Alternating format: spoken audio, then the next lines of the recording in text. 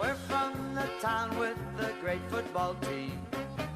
We cheer the Pittsburgh Steelers. Hey guys, welcome to Picksburgh. My name is Anthony, aka Roberto Clemente. So I appreciate you joining us. Happy New Year. I have two of my best buds here on the YouTube platform, and in real life, I got Nate every day. I'm hustling. We also got Paul, Gate City Picker, as well. Hey everybody, Happy New Year. If you guys haven't already, do me a favor. Down in the description of this video, I do have links to their channels. If you guys would go and subscribe to them, I'd appreciate it because they put out really good content as well, guys. But without further ado, we're going to get into this video because we have some great information and some spoilers for 2021 that we want to share with you.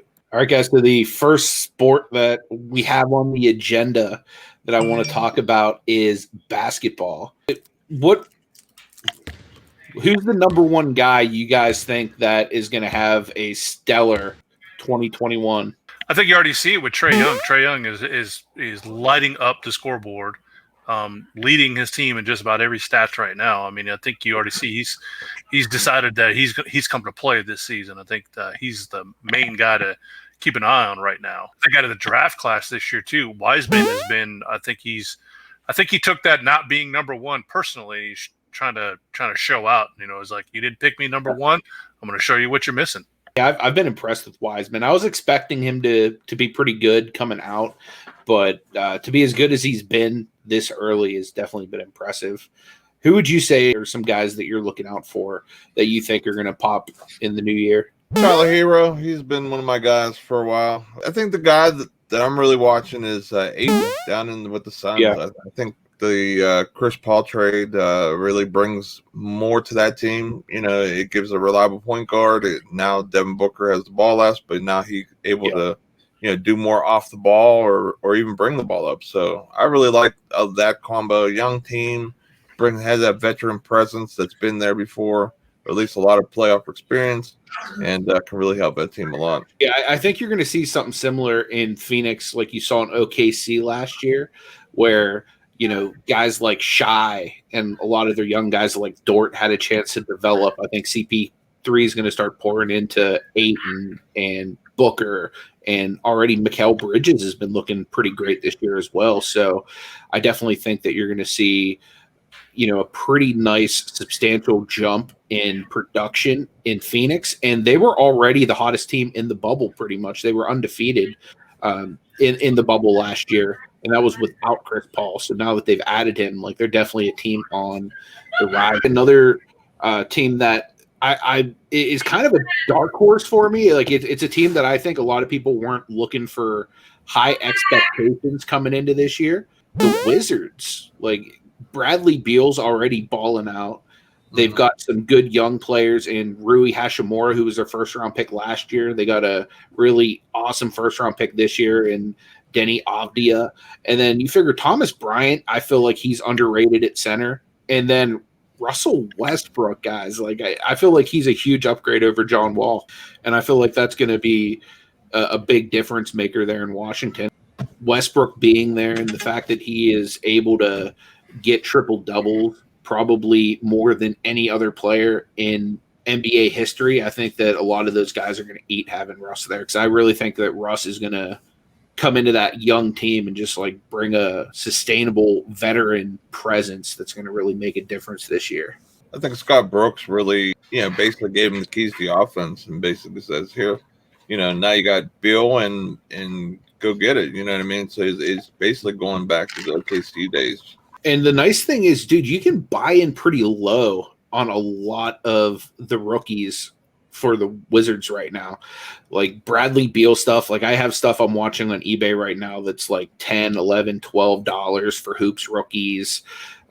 Granted, they're raw. I'd have to send them in to get them slabbed and whatnot. But, like a lot of these guys you can still get pretty low, like Rui, Denny, really, really low since he's a rookie still. So, like, he's really going to be at his lowest value unless he becomes a bust.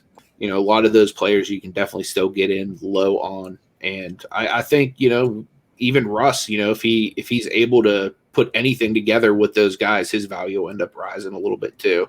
I think like long term, like for him to be like the probably most triple double have in person in all of like NBA history. I think like that's going to bode well for his prices, especially if he's able to somehow put it together and get a championship or two before the end of his career. Yeah, I agree. I think that really just like cements his like career and gets him in the hall. So who are some guys in football that you guys are looking out for? Let's start with Paul. Like, what are some guys that you're expecting to really pop going into this next year? Like, and that could be like into these playoffs that are coming up right now, or it could be like, guys that you think are going to have a better season next year, since football season is essentially over at this point. Well, I think the surprise of the year so far is Hubbard over there in well, I guess it's LA now. It used to be San Diego. I mean, I don't think anybody had him circled as a Rookie of the Year candidate, and I think the exit of Phillip Rivers kind of opened an opportunity for him, and he's taken full advantage of it. Or even with if Joe Burrow didn't get hurt, I still think Hubbard is going to be Rookie of the Year no matter what, because I think Burrow is still trying to figure out where he fits in at and getting used to the game, at the professional level. But Hubbard looks like he just stepped right in and took on everything they've given it to him. I just think it's in all three major sports this year. It's really hard to gauge because of the pandemic and the things going on with that. It's just really hard to the games are just a little bit different because I do think crowds and stadiums and things like that do play a part of the game. I think the 2021-ish into the 2022 seasons is when you'll start to really see if these guys who've come into the league in these last couple of years, in all leagues are going to be, those top tier players. That's all I'm keeping an eye on is Hubbard. I'm sending every Hubbard in. That's what no matter if it's base, no matter what type of Hubbard I get, it's going in to get graded because that's who I'm going heavy on. Yeah, I've been doing the same thing with his stuff as well. He may be the gem of this quarterback class, which is really saying something because it's such a deep class this year. Even with Burrow going down and everything like that, he still looks like he has all the tools and everything like that. Like we're talking about Tua, and then there's like the Jordan Loves and the Jalen Hurtses, and guys that are actually looking pretty good that have gotten some playing time. So this class is looking pretty good. But like Nate, who's a player or a couple players that you've been kind of having your eye on that you think are going to pop in this next year? I think it's crazy is how great basketball draft has been and what the quarterbacks and what this draft class has been. There's so many good players out of this NFL draft and NBA draft that we just had. Well, Zion draft. I mean, like the 1920. I mean, there's so many. The quarterback position in football is like the one that you go for, and there's tons of them. So I mean, it's such a great class. We might not even know who the best is yet.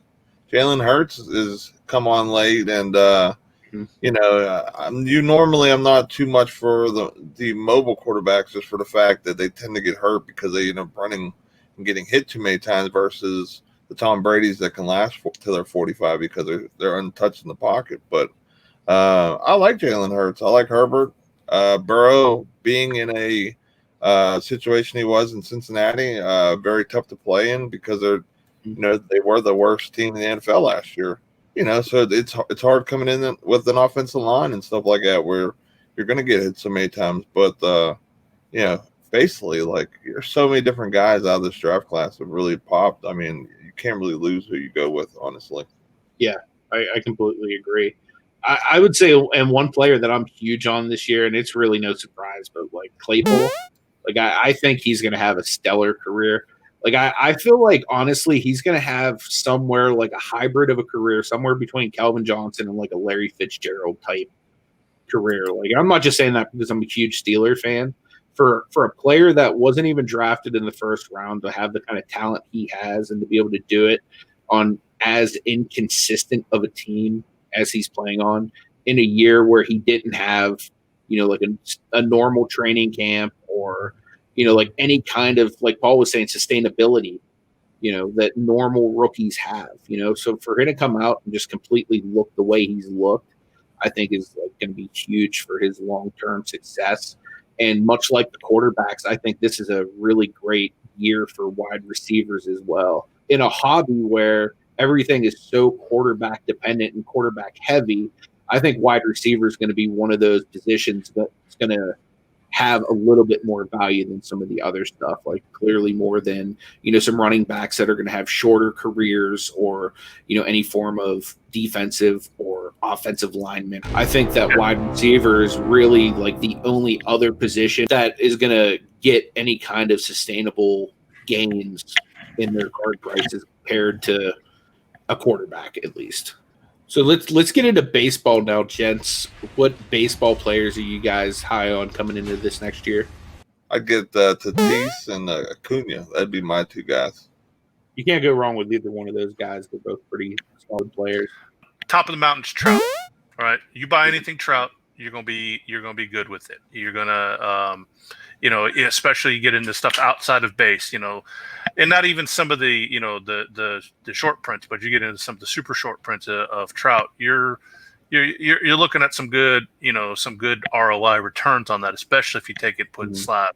And coming down the mountain a little bit farther, I mean, you got the two guys in LA, no bias here, but Mookie and Bellinger, because you're looking at it, Bellinger was MVP last year. Mookie was MVP the year before and the runner-up from 2020.